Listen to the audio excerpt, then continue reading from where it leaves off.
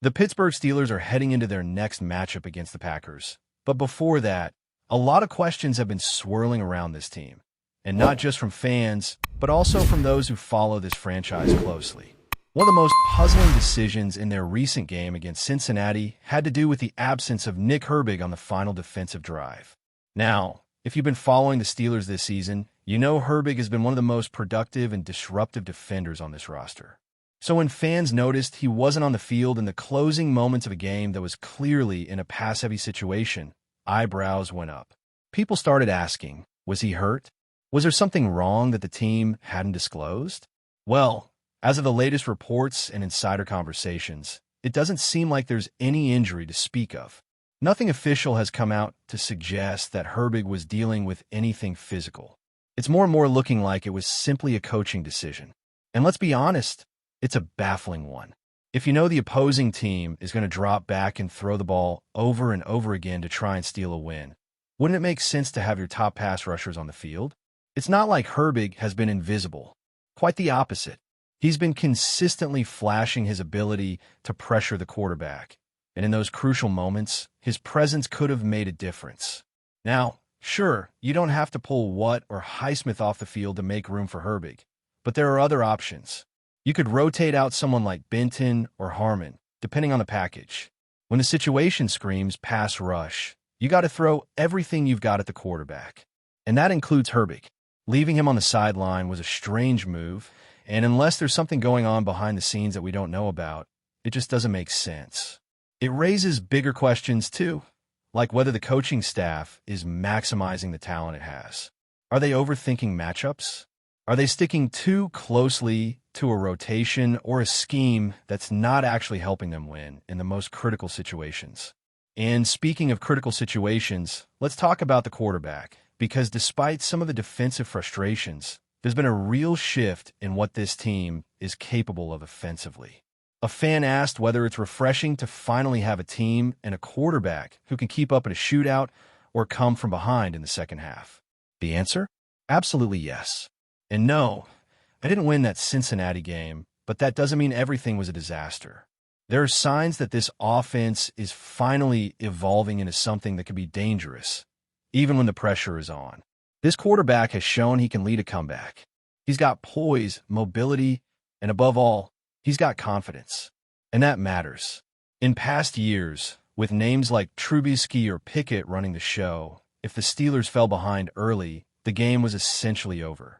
Not anymore. There's real potential here. But, and this is important, there's still a question mark when it comes to how this team is built around him. Right now, the offense is very tight end heavy.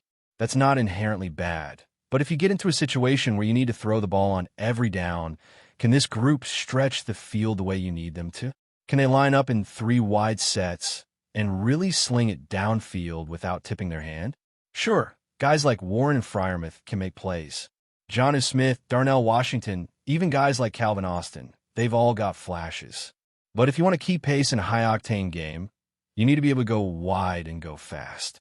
That's the next step in the offensive evolution. Because again, it's not about whether the quarterback has the tools. It's about whether the personnel and play calling around him give him the platform to truly take over a game.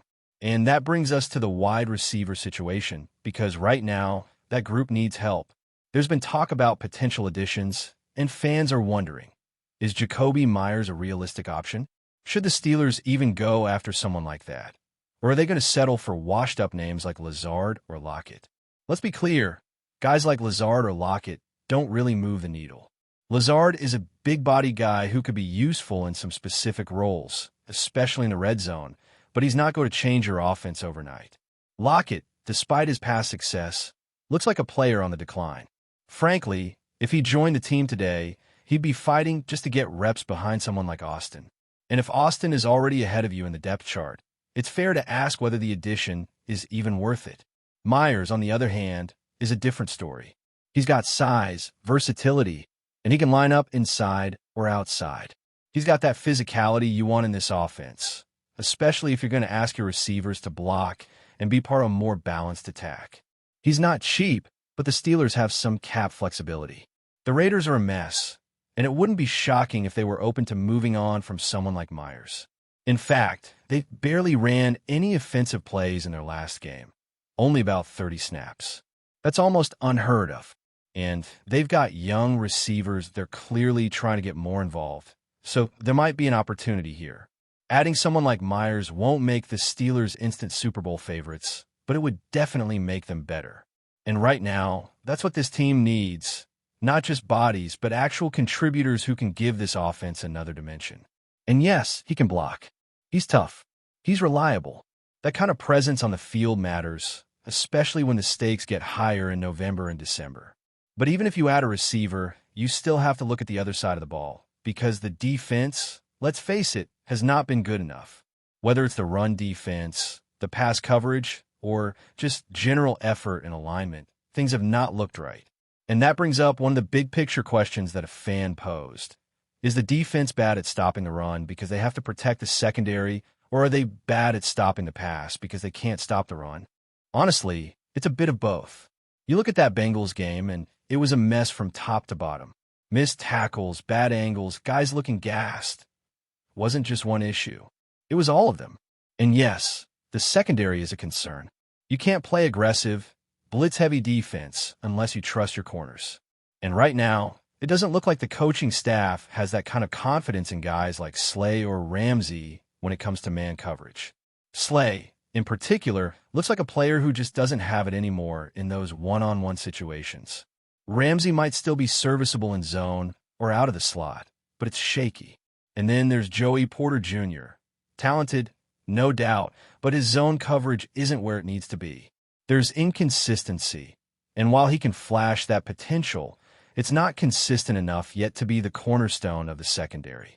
The safeties, outside of maybe Deshaun Elliott, haven't stepped up either. Linebackers? Solid, but not game-changing.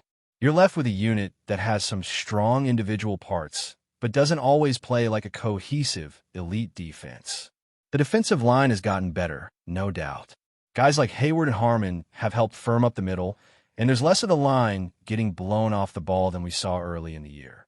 But the issues on the back and make everything harder. If you can't trust your coverage, you're hesitant to be aggressive. If you hesitate, you're already beat. That's the reality in today's NFL. And now you've got fans wondering if the team should even be looking for another corner instead of wide receiver. Someone like Eccles might need a bigger role. He's versatile. He can play slot or outside, zone or man. Not elite at any one thing, but steady.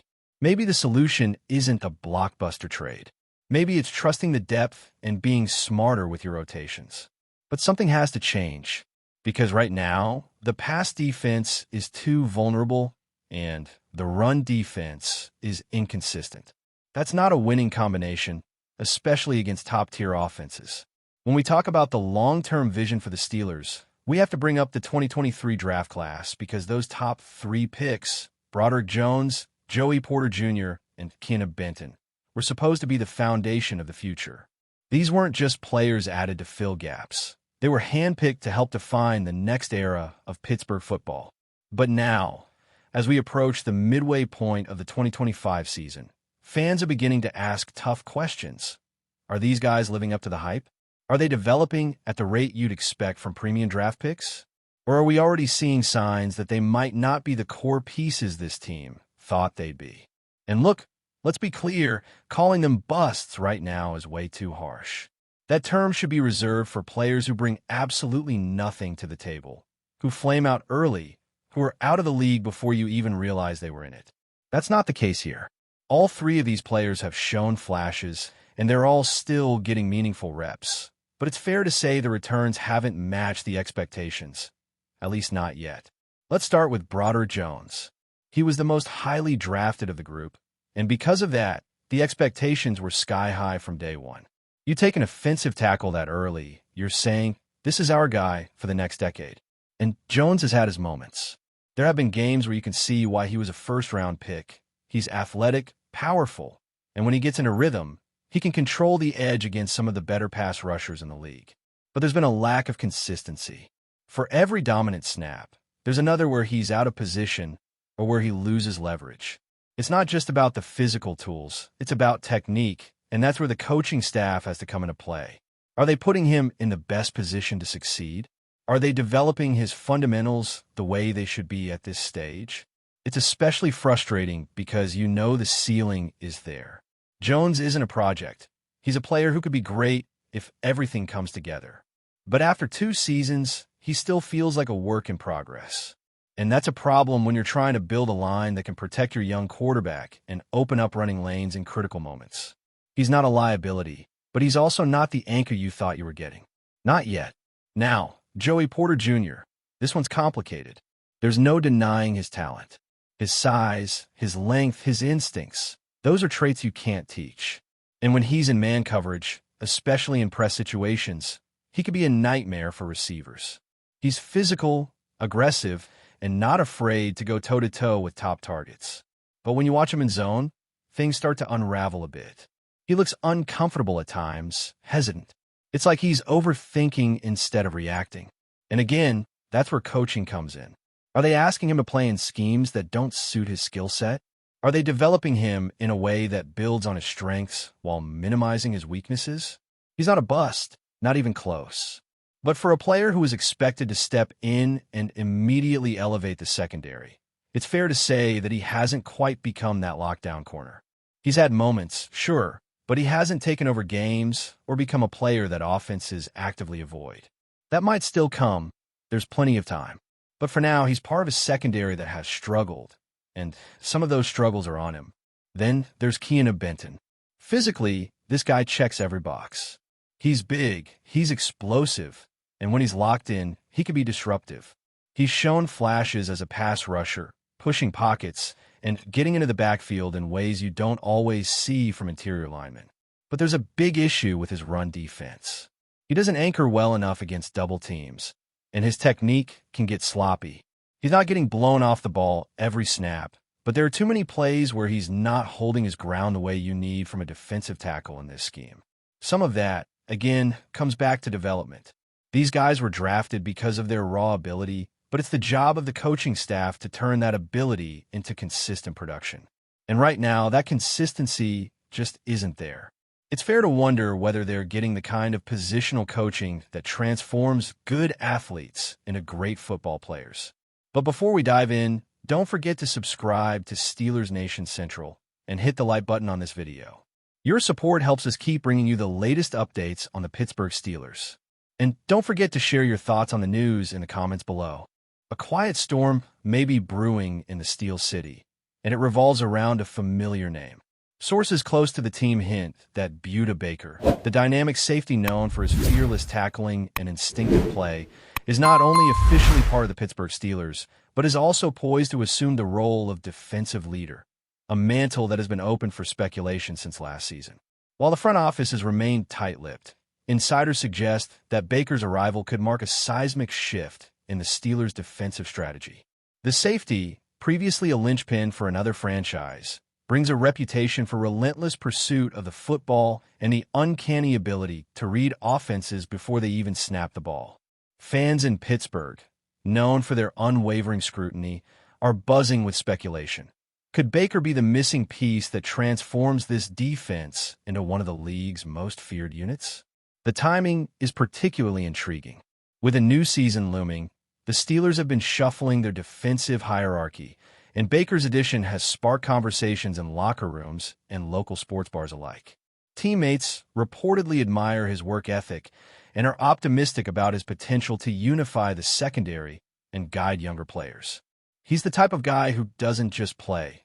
He teaches while he's on the field, one source close to the team whispered under the condition of anonymity. Pittsburgh's fan base is no stranger to legends in the defensive backfield, and naturally, comparisons are flying.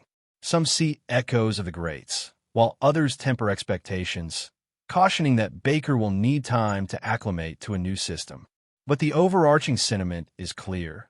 There's excitement, a sense of possibility, and maybe a little fear, because when Baker is on the field, opponents notice.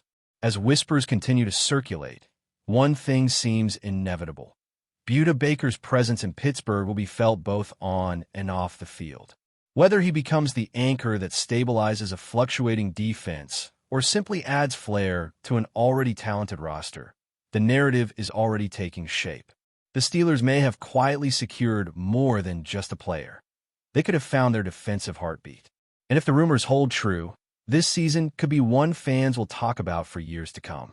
That's it for this update. If you enjoyed the video and want to keep receiving exclusive news about the Pittsburgh Steelers, make sure to subscribe to Steelers Nation Central and give this video a like. We always look forward to hearing your comments and opinions. See you in the next video.